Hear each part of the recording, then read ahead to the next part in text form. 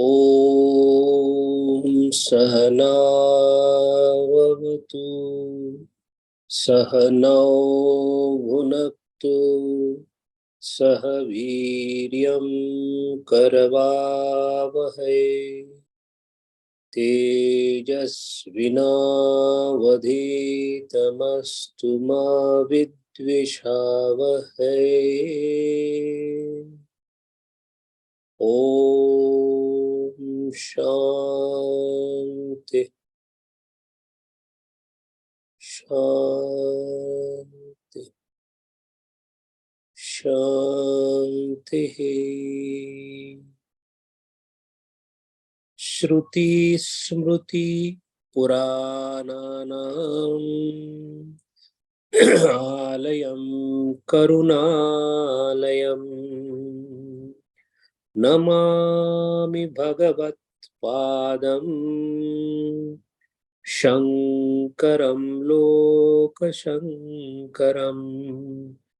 शङ्करं शङ्कराचार्यं केशवं बादरायणम् सूत्रभाष्यकृतौ वन्दे भगवन्तौ पुनः पुनः। समस्तजनकल्याणे निरतं करुणामयम् नमामि चिन्मयं देवं सद्गुरुं ब्रह्मविद्वरम्। ॐ श्री चिन्मय सद्गुरवे नमः। हरि ओम। We are studying Brahma Sutra Shankara Bhashya Anandamayadhikarana.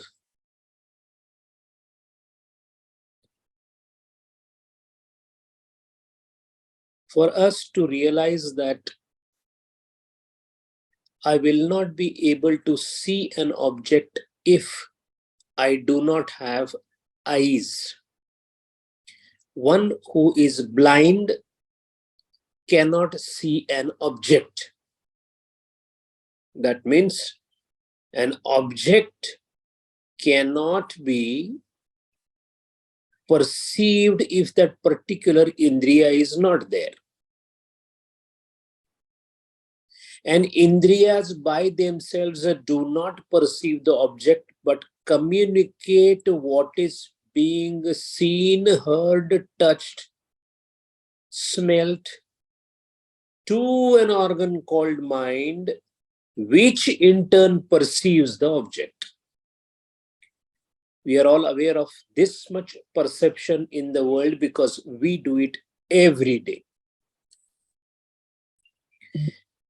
The way a blind man cannot perceive an object because he can't see it, similarly, a mindless person cannot perceive the world. In other words, the one who doesn't have mind or antakarana cannot perceive the world. So every perception that we have of this world proves that the mind is present and active.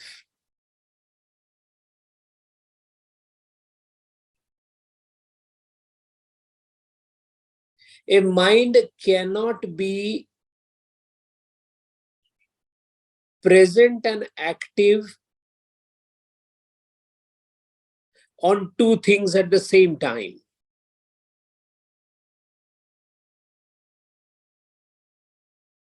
A mind, if he is aware of anything, he has to be in the light of awareness only.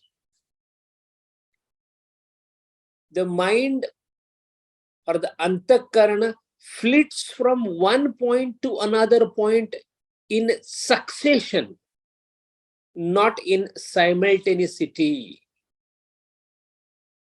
We cannot perceive two objects at the same time, although it appears that I can perceive multiple objects at same time. It is the continuous flitting of mind from point to point to point to point that makes us aware. The succession being very rapid, with great speed, it appears that we are perceiving too many things. In other words, if mind is a flame, then the objects of perceptions are moving in front of the light, one by one, in succession. So the one which is right in front of the flame, the light, is enlightened, moves forward, the other one succeeds it, and it gets enlightened. The succession being speedier, like a movie film, which otherwise has a very steady picture, moved in a great speed, gives an appearance of continuity.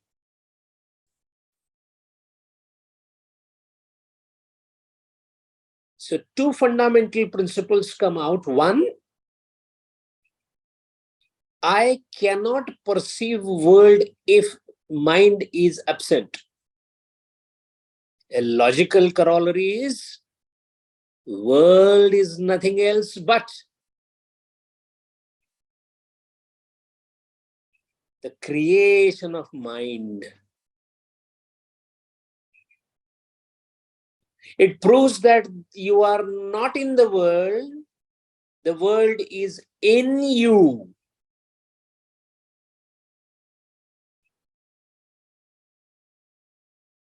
When a mind is perceiving an object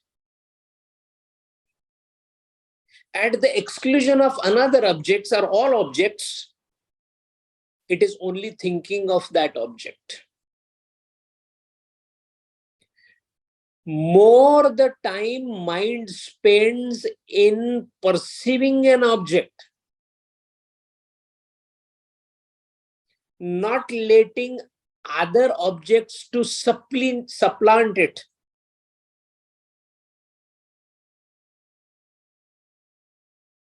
If I'm watching a flower on a tree, and if the mind remains on the flower for a longer time at the exclusion of everything else, then I realize that I become happy.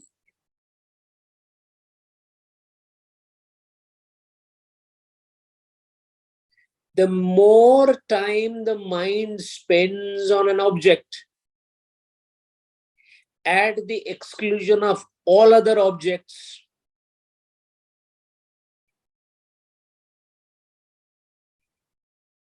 the mind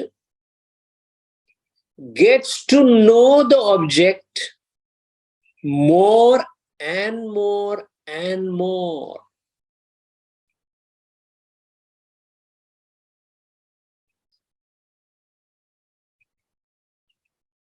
There are two ways of focusing on an object. One is by perceiving that object in continuity.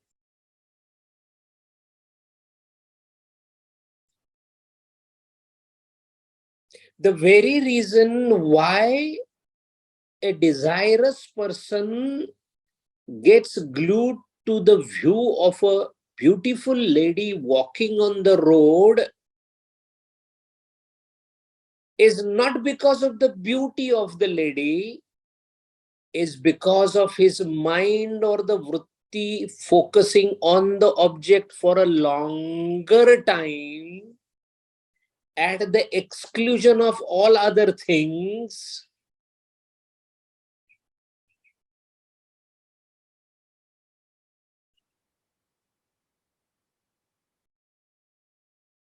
in other words, concentration of the mind on an object leads to a byproduct called happiness.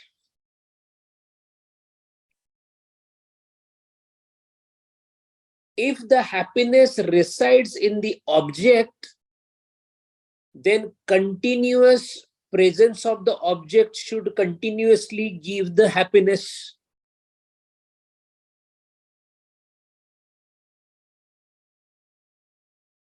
But the common experience is continuous perception of an object does not sustain the happiness. Eating one mango gives happiness, 2 gives little more, but 10 it stops. Why it stops is the mind is no more able to concentrate on that object. By its nature, it seeks another object. This is called vikshepa.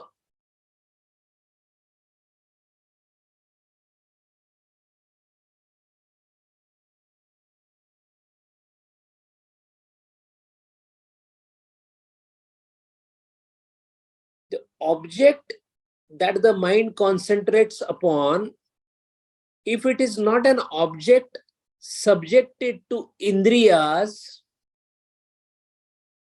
eating, smelling, hearing, you can hear a classical music and really enjoy it, but after some time you say, I got bored. You can enjoy the food, after some time you say, I'm full, I cannot eat anymore. So the objects that take indriya as the medium for the mind to concentrate are bound to exhaust their potential to give happiness. However, objects or things that are perceived by the mind without the help of indriyas,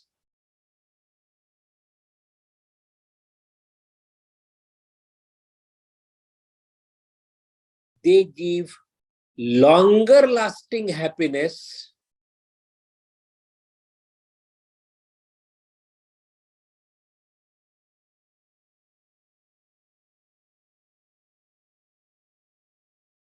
and the way objective happiness can be increased is by perceiving the object everywhere. If it is the mango that is giving me the happiness, and if I'm able to perceive the mango on a gooseberry, that will also give me an happiness of the mango. In the famous Laila Majnun story, the Majnun is the one who is deluded, Junoon.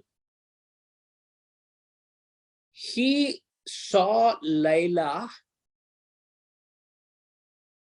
not only in Laila, but everywhere.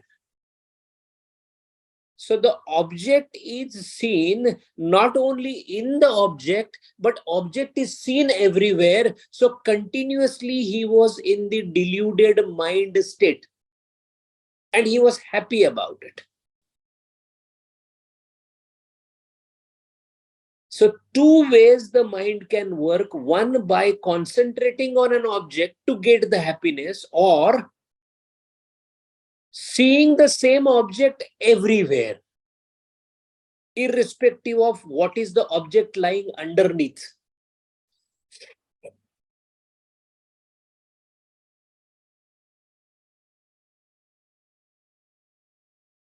All this discussion brings us to 2 or 3 fundamental conclusions. One, mind is always flitting from one object to another object, one thought to another thought.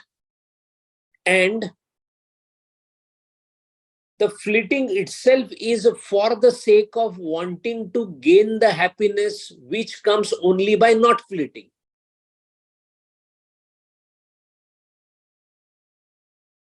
The ability of objects to give the happiness out of concentration of the mind is very limited. The concept called boredom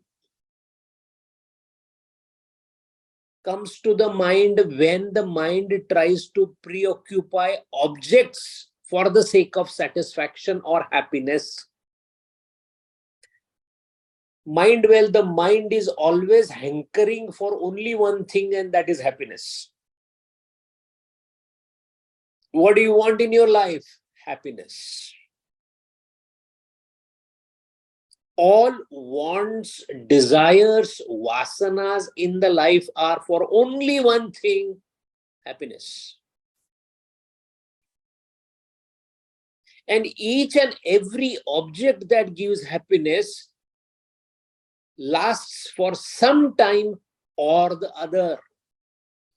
The limitation for the happiness derived from the object has the limitation of time.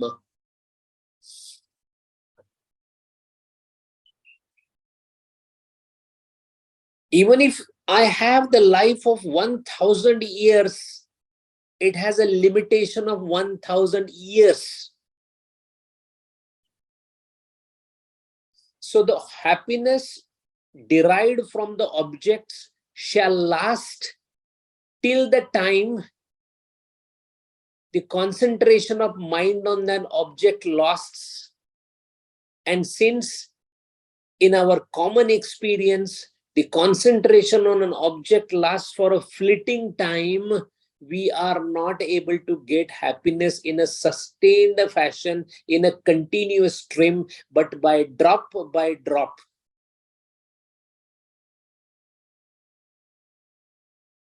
And when you get anything drop by drop, the thirst increases, which is called a desire. More and more. Trishna. It's called thirst, trishna.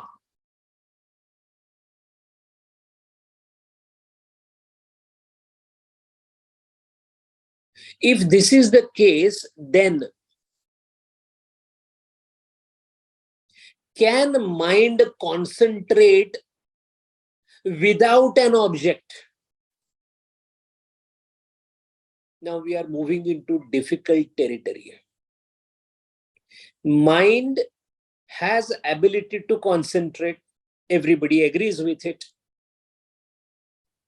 Is it necessary that the concentration has to be always on an object, or can there be object-less concentration?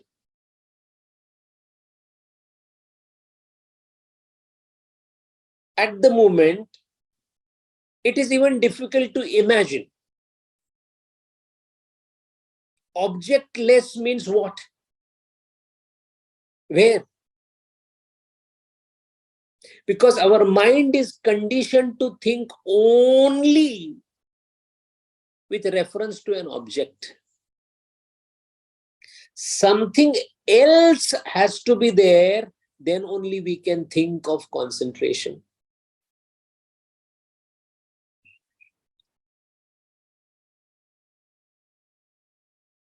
When object-less concentration is there, is it a concentration or awareness?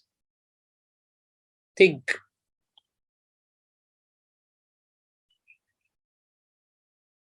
When object-less concentration is there, is it a concentration or awareness?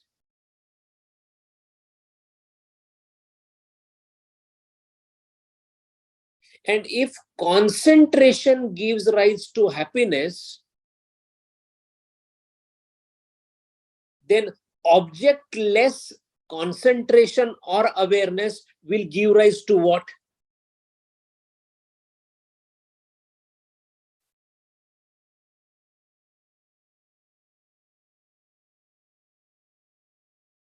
The objectless concentration is called choiceless awareness. And a choiceless awareness does not have sorrow at all. Shokanash. Complete absence of sorrow and fear.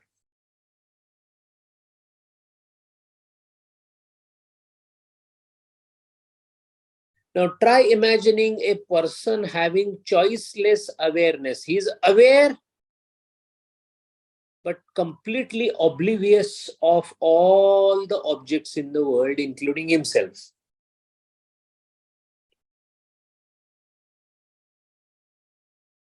Aware, completely aware, but not of anything.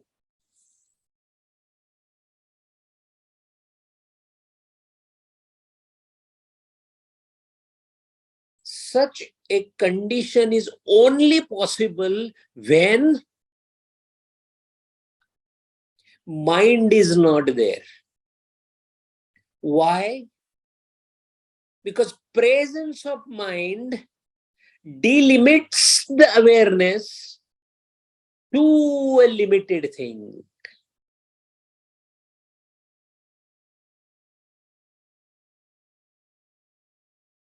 Mind is a tunnel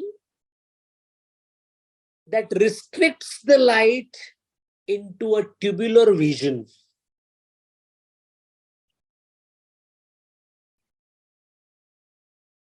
So the choiceless awareness or objectless concentration is possible only when the mind is dead.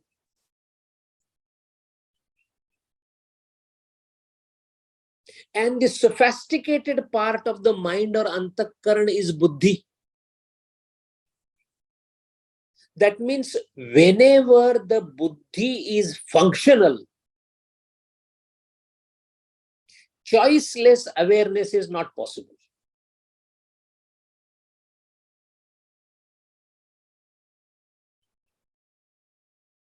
So there has to be a progression from fleeting mind to a steady mind.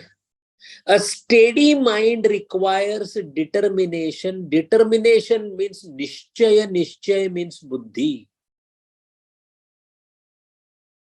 निश्चयाचे बळ तुका म्हणे हेची फळ. Tukaram Maharaj says, the Atmajnan is nothing else but the determining power of the Antakaran called Buddhi. When he decides, when the Buddhi decides, then the journey starts. And how is the journey? First, the concentration of an object called Murti or Vigraha or any Ishta Devata, to the exclusion of all other objects and thoughts. The mind or the buddhi is only focusing on something in front, a thought or a murti. Thought is an object. It starts from there and then starts what is called as buddhi utkarsha, growth of the intellect.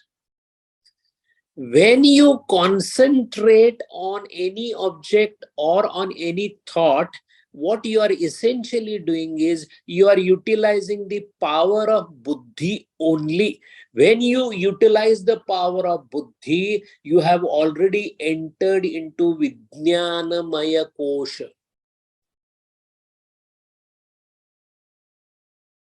When you are into the world of Indriyas, seeking, talking, smelling, eating, you are in the world of Annamaya Kosha.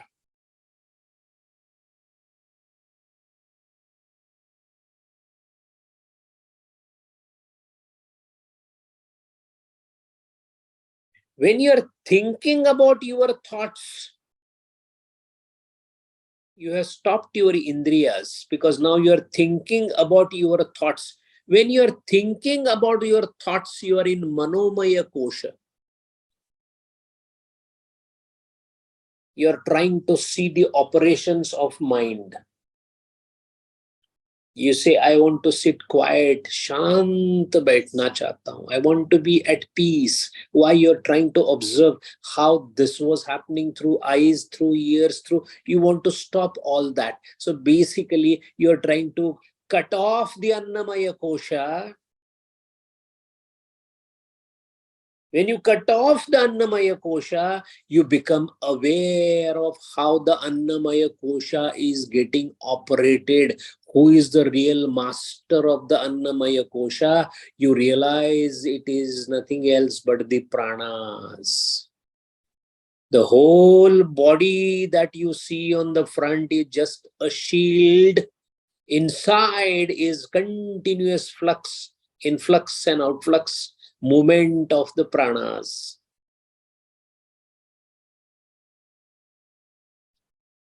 So it was not that I was seeing an object, it was just the ability of pranas to make it possible.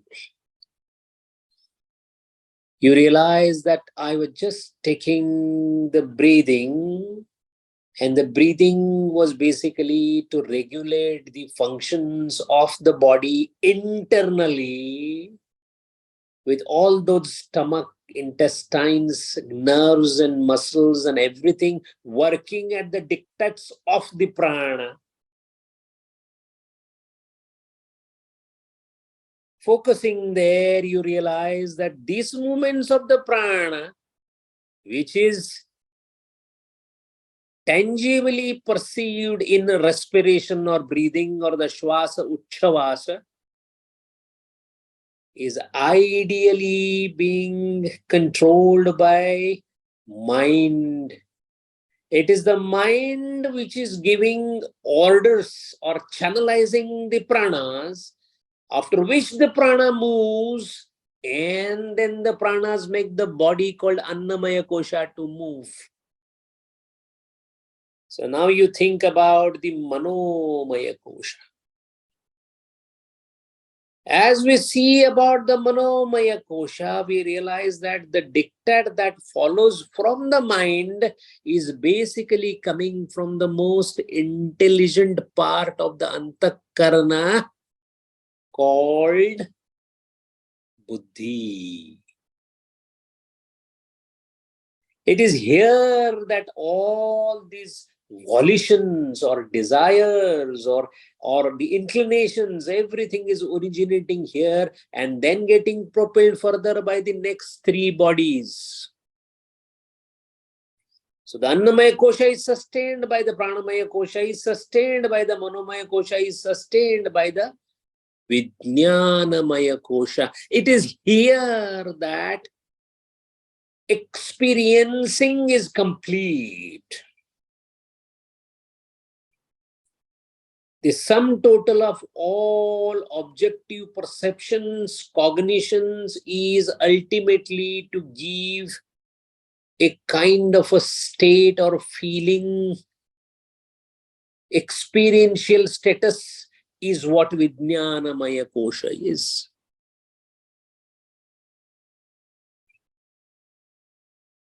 If I'm able to draw myself inside, and when can I draw myself inside? When I throw the outside. If I'm aware of Annamaya Kosha, I shall tend to my body and Indriyas. I shall go to the beauty parlor. I am in Annamaya Kosha. I shall eat the delicacies. I am in Annamaya Kosha. I shall see beautiful things. I am in Annamaya Kosha. When all these panchendriyatmak anubhava activities are stopped, then I am able to think of Pranamaya Kosha, which I do by closing my eyes, shutting off all the indriyas, Now the mind will ask, what do I think of? I think of pranas. So I do pranayama. Focus myself on the breathing. And when I am focusing on the breathing, with every closure of one door, another door opens. So when I close my Annamaya Kosha door, Pranamaya Kosha automatically becomes accessible to me. My ability to withdraw from Annamaya Kosha, which is called Vairagya, helps me in going inside towards the Pranamaya Kosha. And if I master the art of watching, observing my Pranamaya Kosha, I realize that I can peep in through the Pranamaya Kosha into Manomaya Kosha.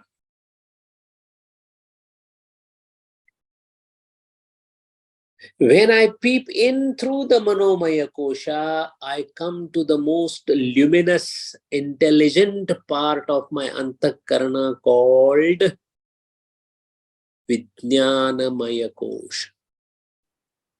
The question is, now I am not connected with anything outside the world because I am already inside the Pranamaya and Manomaya Kosha. The question is, what is my state? What is happening to me? I cannot be unhappy because I am away from the objects, away from the pranas. What will be my state then?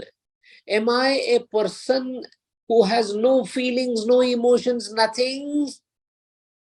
Because if I say feelings and emotions, I'm in Manomaya Kosha. I have left it behind. The most difficult part for people like us is to understand that when one goes inside, what is the state that person is in? And the commonest observation is the one who has gone into Vijnanamaya Kosha, his level of happiness is on a big rise. Every step going inside these koshas gives rise to multiple of happiness. Do not know why and from where the happiness comes, but it comes. In Annamaya Kosha, it was dependent on the object. In Pranamaya Kosha, there is no object. Still the happiness is coming. Objectless happiness. When I go into Manomaya Kosha, the happiness again multiplies. But there is no object. When I go into Vijnanamaya Kosha, the happiness further multiplies. In each of these subsequent koshas, I am aware that I am becoming happy, I am becoming happier, I am becoming happiest. But with each succeeding kosha, the happiness is going on rise, the I component is becoming less and less. Happiness abounds, but I am happy, the I keeps going down.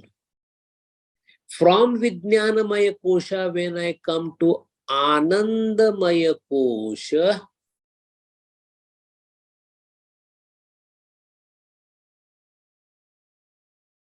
a doll made up of salt was thrown into the ocean, after which if you try to find out where the doll is, you cannot. But as the doll is approaching the ocean, she realizes the vastness of ocean. She realizes, and she is gone. Who realizes? There is no who left. So from Vijnanamaya Kosha, when we enter into Anandamaya Kosha, Ananda abounds. Somewhere into that arena, the way Ushak Kala is there, where you cannot know when the night ended and when the day started. Can you point out the exact point when this is where night ended and this is where day started? No, it kind of merges into itself.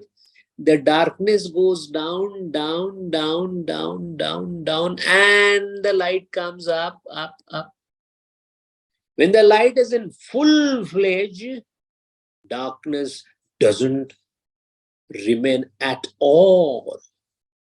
Similarly, in Anandamaya Kosha, Ananda, Ananda, Ananda, Ananda Lahari,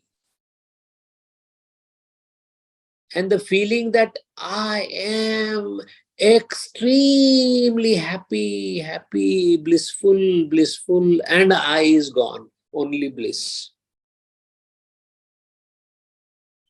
That puts a question that whether Anandamaya Kosha is the Brahma or is not the Brahma.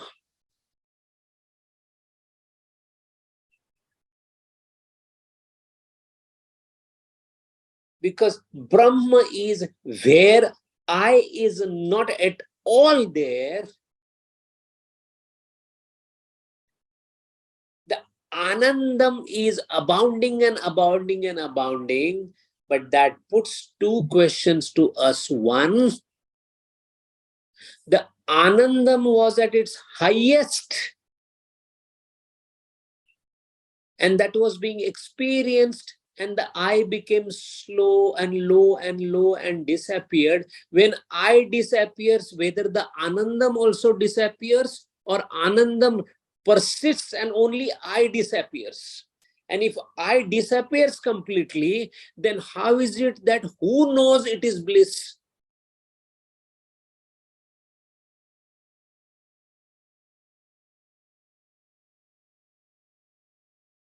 Who knows it is bliss?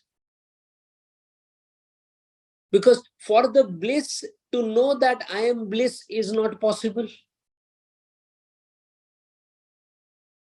So is it a state where nothing is existing, not even bliss?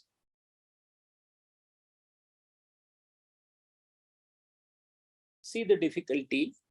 The difficulty is whether the bliss or the Anandam remains after Anandamaya Kosha or it doesn't. If it doesn't remain, then Anandamaya is a Kosha, it's a stage only. Because Brahma is beyond Anandamaya Kosha. But if Anandamaya, it's the Ananda is the nature of the Brahma, then Anandamaya Kosha itself must be Brahma because there is only happiness there.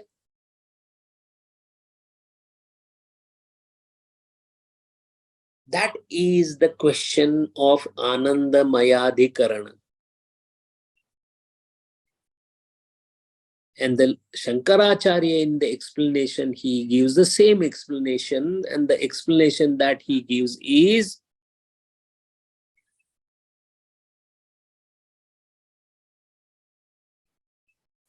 the Anandam that we are talking about. He says, as your buddhi keeps on doing utkarsha from the ekagratas and slowly increasing the ekagrata to the extent that the instrument of concentration itself is dissolved, and Lord has been kind enough for all the creation, he has given an ability to reach to him. By reaching his feet, as it is called in Bhagavad Gita, to reach to his feet is developing and expanding your buddhi. Buddhi, because it is the only finer instrument which can hold consciousness. Larger, higher the grasp of buddhi, higher will be the ability to have consciousness in you. Higher the consciousness, higher the awareness of whatever is in front of you. But for that, the buddhi has to be first made steady. And making steady the buddhi would mean stopping its fleeting or vikshepa, which would mean vairagya. That is why the one who has already expanded his buddhi to a certain extent, in that buddhi, whatever he is carrying as an object of concentration, may it be desire, vasana or anything, he shall get that in his subsequent journey. Yam yam vapi smarat bhavam tyajatyante kalevaram tam tam eva eti kaunteya sada tadbhava bhava bhavitaha. Whatever the mind holds, the buddhi holds, depending upon its expansion, whatever the buddhi holds in the form of desire or whatever, he shall get this body accordingly. Chitta upadhi vishesha taratamyat. That means antakarana as upadhi. What is the vishesha for the antakarana? The antakarana is so pure that he wants to become a sannyasi and he is a jnana pipasu. He wants to have jnana. He will be born into a family where he will immediately leave the family at the age of 7, 8, 9, 10 and go to Himalayas. Why? That is because chitta upadhi vishesha taratamyat. The one who is constantly hankering for sexual pleasures or wealth or anything, because chitta upadhi vishesha is of rajoguna, he shall be born into the similar body. Chitta upadhi vishesha taratamyat atmanaha kutastha nityasya ekarupasya api उत्तरोत्तरम अविष्कृतस्य तारतम्य ऐश्वर्य शक्ति विशेषे श्रूयते. Arjuna, depending upon what the antakaran is holding in the form of desires, based on his past vasanas, he shall be born into a body, upadhi, and be given the buddhi accordingly. As he starts expanding his buddhi and consciousness in him, I start entering in his body to that extent. As he becomes better and better, he goes beyond Manushya Janma. He becomes Gandharva. He becomes Deva. What is a Deva? The one who has expanded the buddhi to an extent that more and more consciousness can be grasped in the body. Accordingly, suitable body is given to devas because human body is not suitable to them. And accordingly, they get Aishwarya and Shakti. Aishwarya and Shakti are the components of the consciousness only. That is why in Vibhuti Yoga, Bhagavan says, Yad Vibhuti Mat Sattvam Sri Mad Arjitam Evam Va Tad Deva Avagachatvam Mama Tejo Asansha Sambhavam. All that is mighty, fabulous, great is nothing else but my Vibhuti, Arjuna, because the one who is the Vibhuti holder has expanded his consciousness to that extent. Now comes the question. That is the reason Shankaracharya says, Atmajnan can give tatkal moksha, but since it is advised through Saguna Upasana, Upadhi Vishesha Dwarena Upadishyamananam Api Vipakshita Upadhi Sambandha Vishesham Par Apara Vishayatvena Sandihyaman Vakya Gati Paryalochanaya Nirnetavya Bhavati. Acharya is saying that Parabrahma has got Saguna aspect and Nirguna aspect. Because Nirguna aspect is difficult for the buddhi to concentrate. This is the same thing that we discussed in the beginning. Objectless concentration is not possible. Objectless thing, we first of all, we cannot perceive only.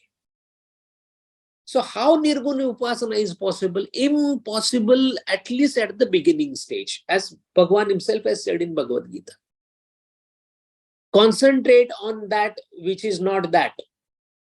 Does this statement make any semblance of thought? It doesn't. Moment you say concentrate, we immediately ask a question, on what? On what means you require an object. Object itself means saguna. It must have some nama roop, some characteristics, some criteria. That is why, since it is the same Parabrahma that has residing in all that is around, when it is anupravishya into the mountain, into the tree, into the man, into the ant, into the water, this is his saguna presence.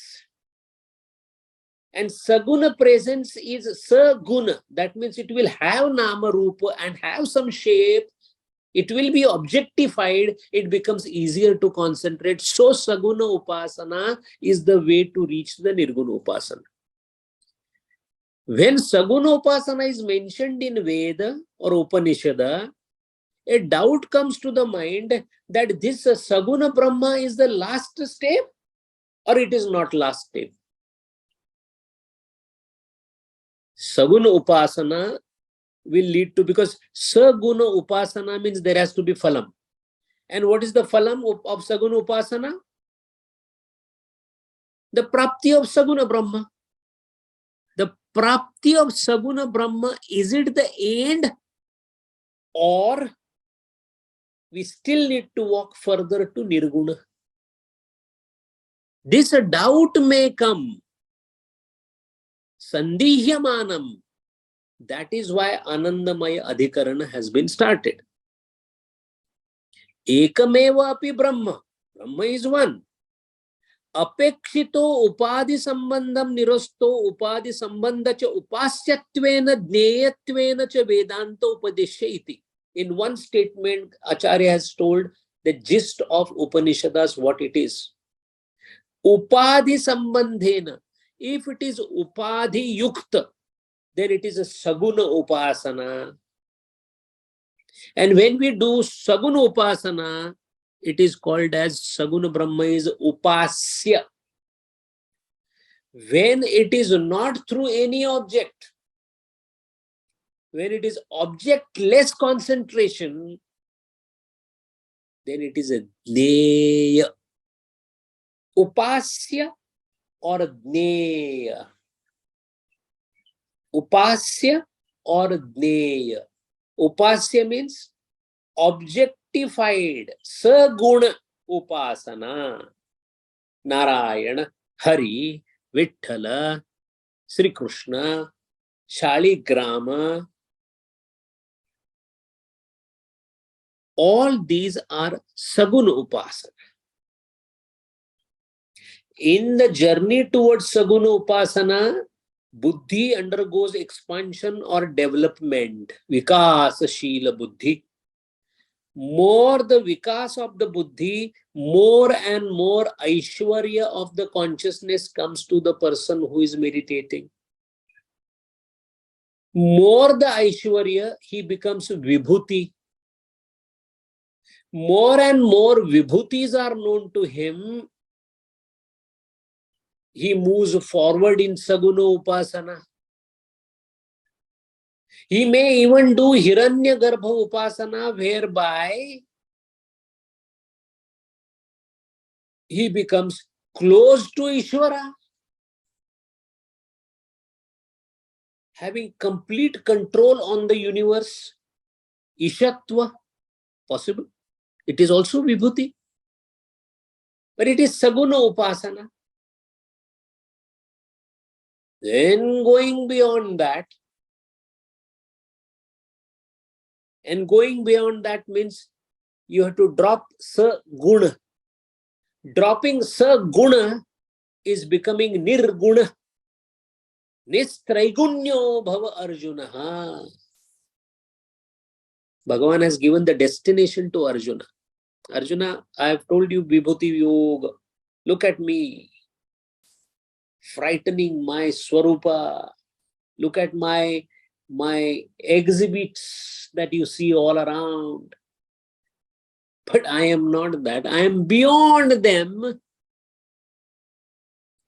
Because the creation itself, Arjuna, is on one of my angula.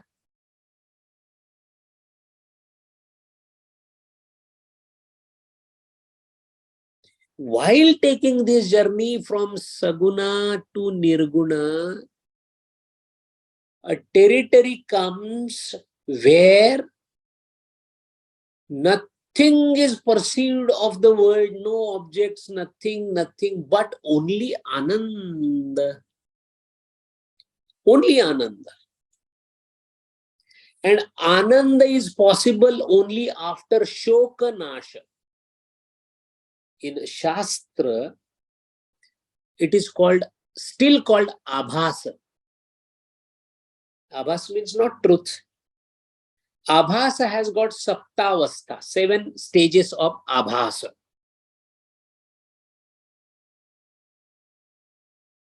Ajnana, Avrana, Vikshepa, Paroksha Jnana, Aparoksha Jnana.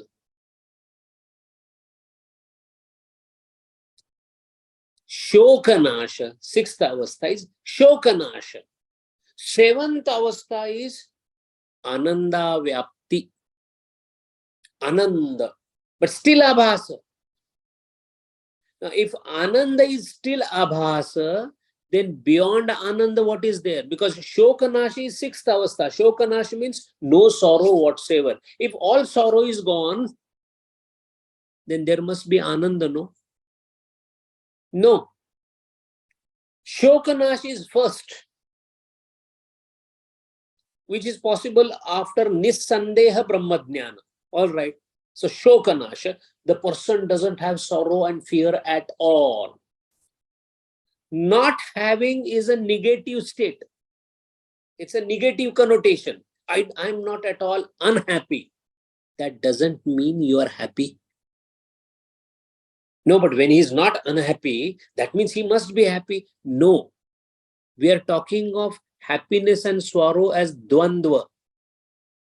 So he doesn't have shoka, that means he's sukhi. But he's sukhi, sukharupa, doesn't mean he's anandi. That means ananda is a feeling, or it is not a feeling. It is not an emotion. It is something which is different than shoka and sukha, sorrow and pleasure. So sorrow gets destroyed doesn't automatically mean you are anandi. After the sorrow, shoka, nasha, ananda vyapti is another avastha. What happens in that avastha? Ati harsha. Because we don't have any word to describe. Ati harsha means only and only basking in pure happiness. And who says these kind of stages exist? Saints have described it.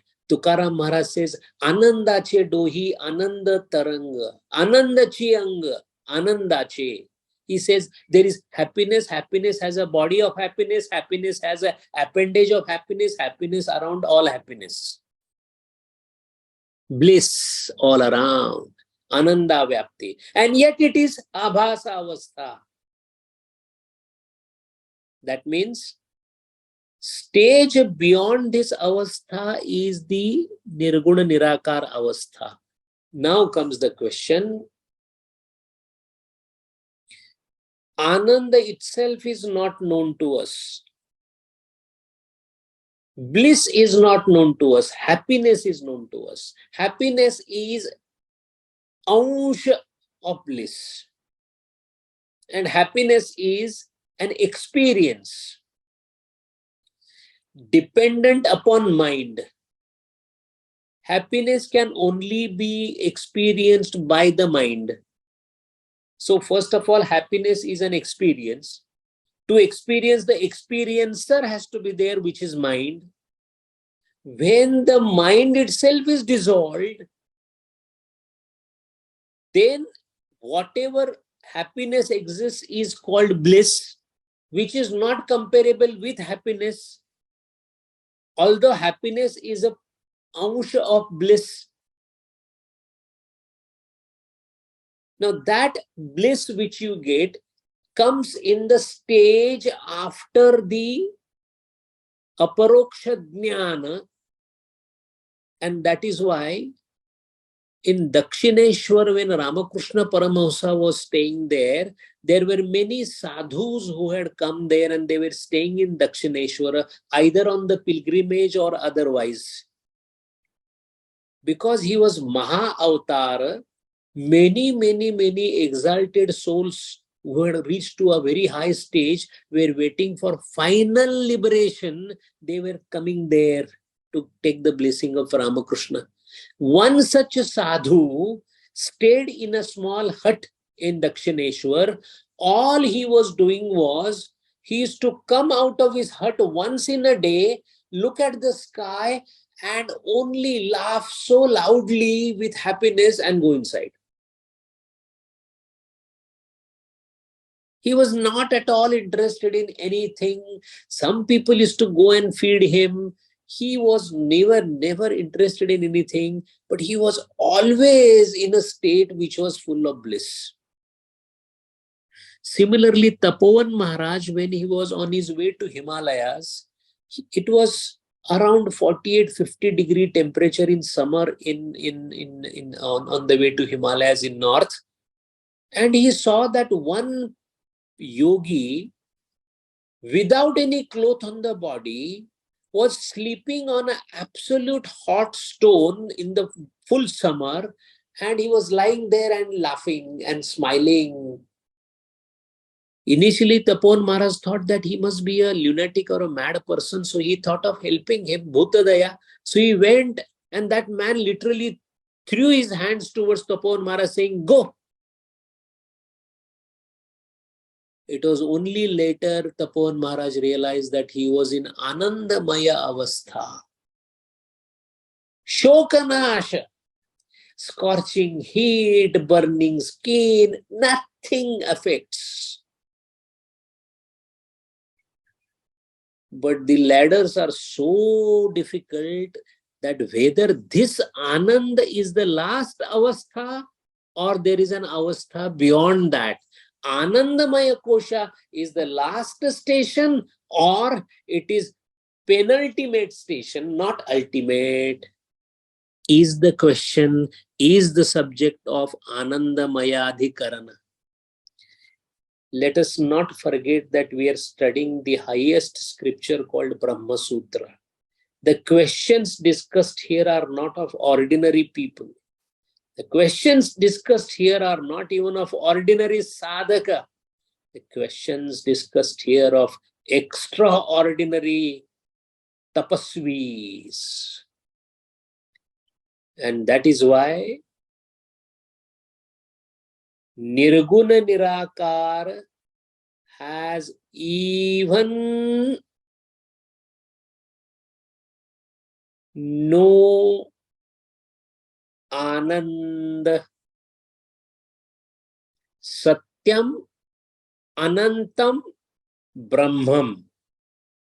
This is how the Brahma is described. Satya, existence. Anant, all pervasive. But Anandam is an attribute or is a nature and state. Anandamaya Kosha is itself Brahma or it is not Brahma. From Anandamaya Kosha, you reach to Brahma. If you reach to Brahma, that means Anandamaya Kosha is a last step. Is it a last step or it is the final destination? Is the crux, is the point that is discussed in Anandamaya Adhikarana. We have taken more than 3 or 4 sessions to know the background of Anandamaya Adhikarana.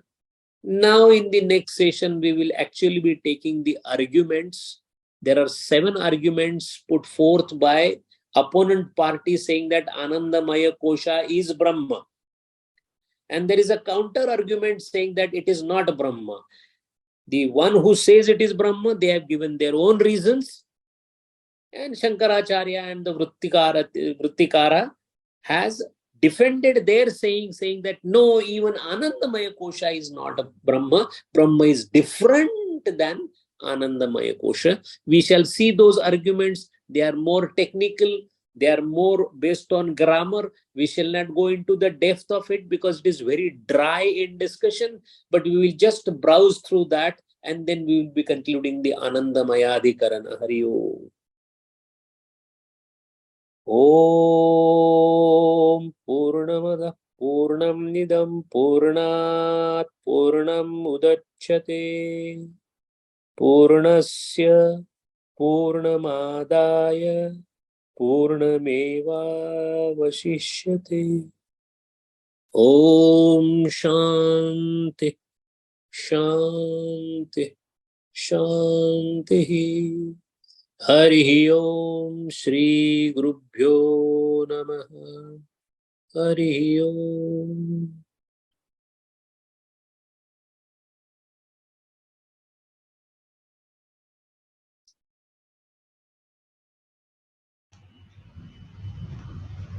Hari Om, Sanjay ji.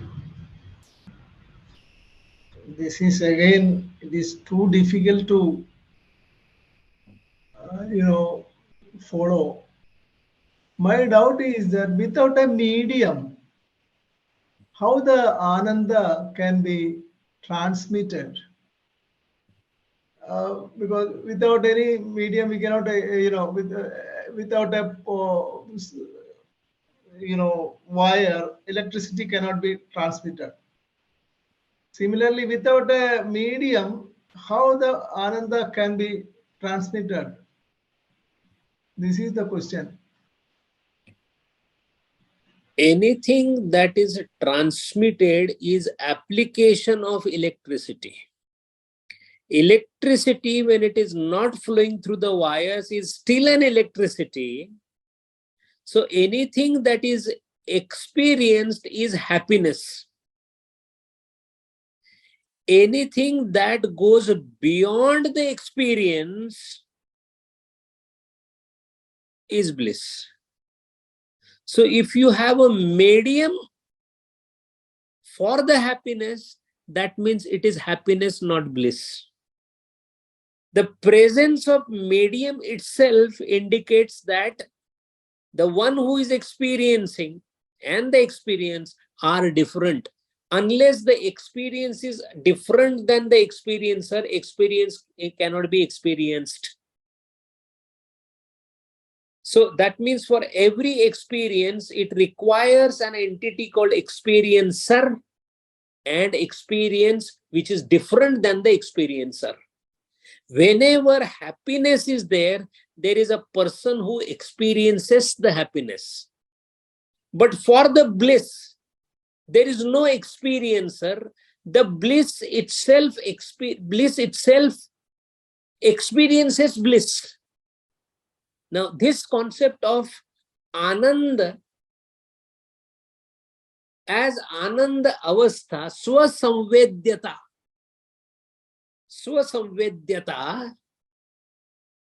as Jnaneshwar Maharaj says, Om Namoji Adya Jaya Jaya Swasamvedya.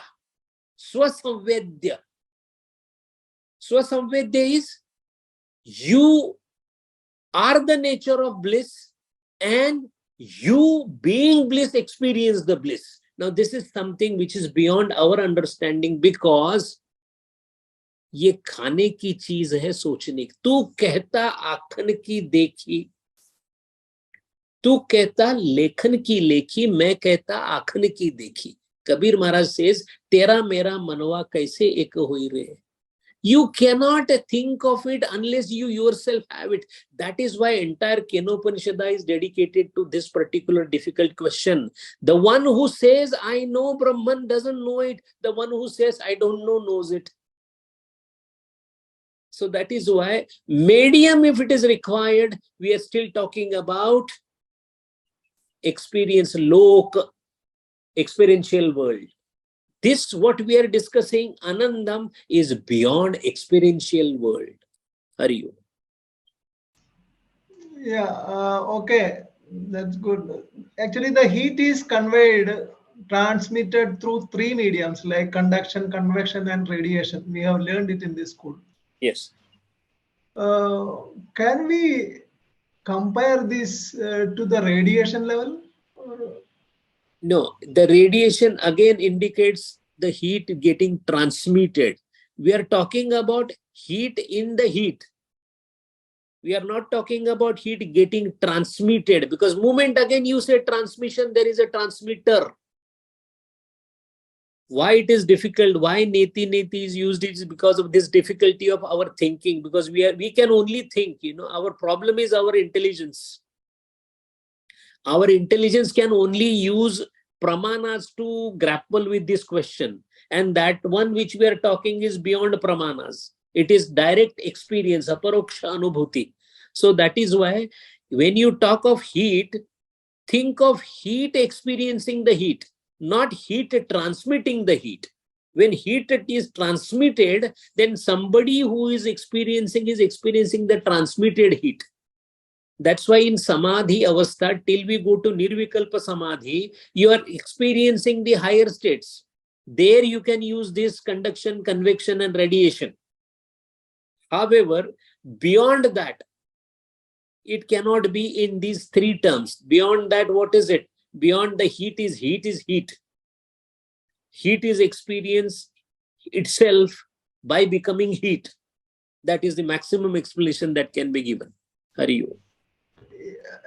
So in nutshell, we can say our intelligence is the problem for us. Yes. Yes. Okay. I got it. Okay. Thank you. Yeah. Hari Om, Sanjay ji. Very well explained on Rajendran's question. A slight deviation from that. Yesterday I was listening to Swami Aviananda's some question answer session. It's Swamiji of Gurgaon, I guess. He was telling how Gurudev has made the Vedanta to difficult technicalities of that into a common man's perception. Like he was mentioning, consciousness plus object equal to thought. So from that, if the object is removed, your consciousness will bliss. On the same concept, now if you want to have happiness, you need to have an object. I mean, this is the on the samsara.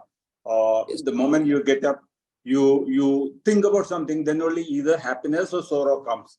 That means there is an object is playing a middle, whether it is some sweet dish or some so thing, then the object is there. Now, without object, how, I mean, even if you go for meditation, you immediately think about some murtis, or then only you start elevating yourself, then you think about how your breathing affects. Slowly you are going up.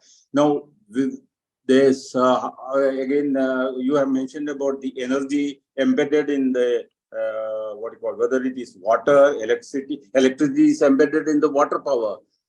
How it is existing in that? How can you refine it to without a medium? Now, from hydropower to have it, you have to have a turbo.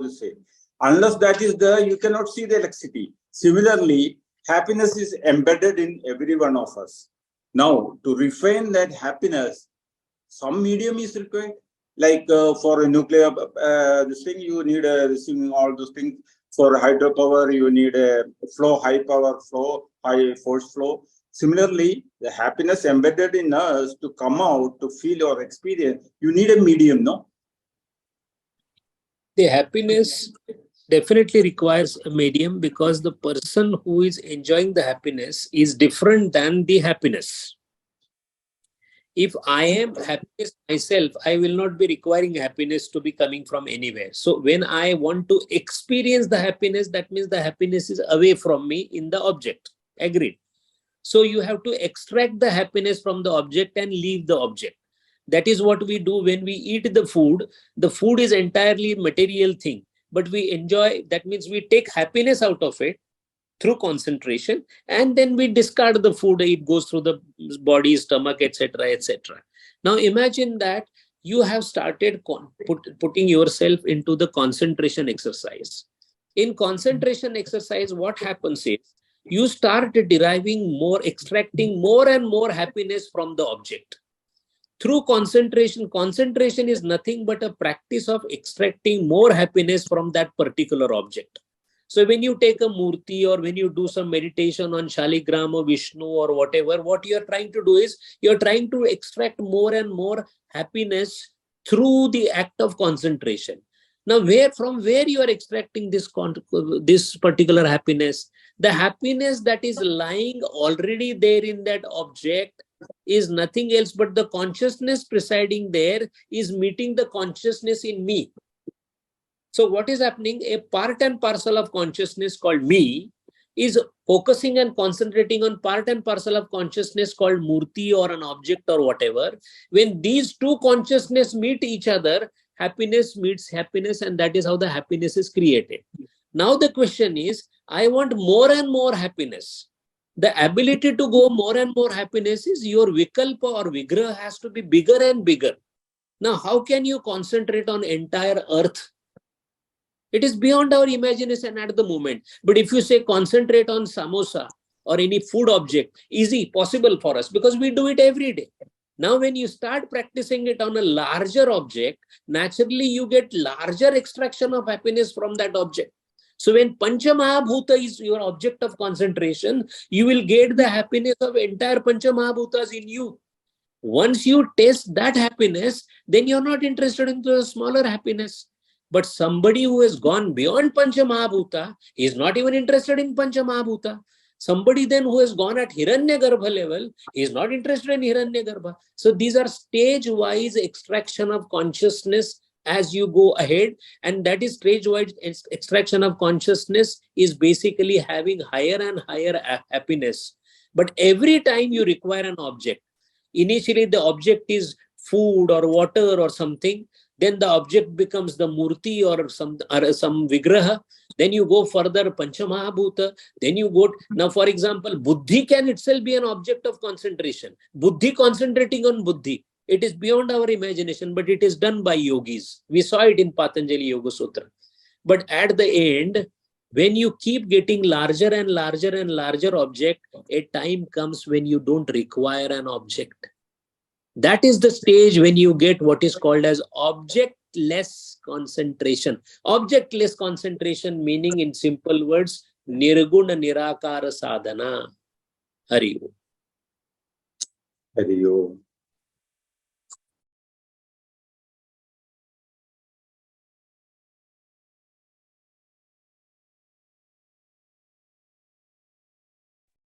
Namaskar, Dr. Sir. Ji. Just want to understand when we talk about Zani and when we talk about Swasamvedya, how do we, I wouldn't say differentiate, but how to understand this? Zani is known as, where there is Zani, we say this is Ishwar. And whatever is Swasamvedya, we say that is Brahma. So, how to understand the prima facie, it appears very similar when we talk. Could you just explain this a little better? Yeah. Zani, when we say, the word indicates awareness. Now, awareness is normally we have an awareness of two types. One we already know about. For example, object-based awareness. So you're aware of something, aware of body, of an object, of a river, of a tree. That is called object-full awareness. Now, awareness can be objectless awareness. What is objectless awareness? It is a state in which your capacity of awareness is not focusing on any object around, including your own self. So it is called pure awareness. Pure awareness is Zaniva. Now, what is the beauty of pure awareness? Pure awareness is a state in which you are aware of everything, yet you are not focusing on anything. That is Ishvara. Ishvara has a Zaniva. Zaniva meaning he is an epitome of pure awareness and has ability to be aware of everything that is created without becoming specifically concentrating on anything. Now, for example, Are you not aware of your own hand, limbs, and fingers, and hair, and everything? We are aware of all our body parts, right? But do we really take any special effort to become aware of it? Do you need to really every time touch your hair to see that you have hair? No, you know you have hair. So you are aware of it without thinking of it. So this is called like my body. I'm aware of my body. Do you really constantly touch your body to see whether I am there or not? No, you know. How do you know? If you ask somebody, how is it, how are you sure that you have a body? He will say, what stupid question. I am, because I'm aware. But how did you confirm that you are there? He said, what is the need to confirm? I am there. This is called pure awareness. Now, if I am aware of my body, Ishvara is nothing else but sum total of all the bodies that are there in the creation. My body, your body, everybody's body is Ishvara's body. So Ishvara is aware, has what is called as pure awareness. So Janiva. So simultaneously he is aware of everything within the body without focusing on any specific thing. He is aware of everything. Do you focus on your red blood cells, but they are working and functioning? In the same manner, at Ishvara level, he has pure awareness. Swasamvedya, when we talk about, imagine you don't have a body. Now, what will you be aware of? For Ishvara, because there is creation, he is aware of the creation. Agreed. But if there is no creation, then what will you be aware of? That is called Swasamvedya. Swasamvedya meaning, I am the only one. There is no creation whatsoever. And this pure, dignified existence and simultaneity of existence, awareness, and bliss together blended is called Swasamvedya. Because there is nothing else.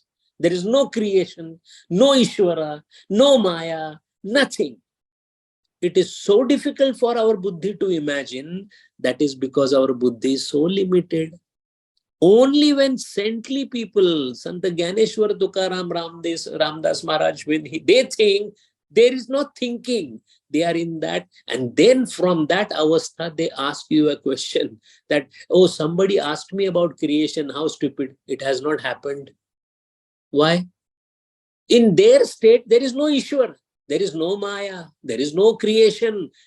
There is only and only awareness of me. Me meaning Brahma. And that awareness is coming because of what? It cannot come because of anything, because there is no Indriya, there is no object, there is nothing, which is called as crystallized, pure, dignified existence, Sat, Chit, Anand. That is called as Swasamvedya. Hari Om.